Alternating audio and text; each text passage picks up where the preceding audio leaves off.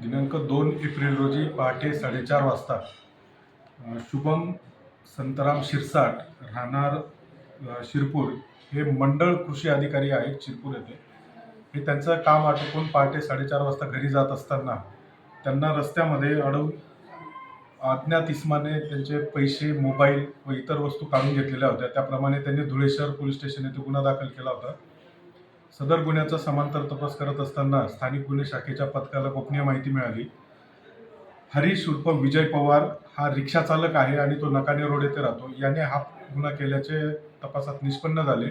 त्याला ताब्यात घेतले. विश्वासात घेऊन विचारपूस केली असता त्याने गुन्हा केल्याची कबुली दिली व गुन्ह्यामध्ये लूटमार केलेले मोबाईल, रोख रक्कम व इतर जे काही सामान होतं ते त्याने पंचांसमक्ष काढून दिलेलं आहे. सदर आरोपी व मुद्देमाल धुळे शहर पोलीस स्टेशनच्या ताब्यात देऊन पुढील कारवाई करीत आहोत. जय हिंद.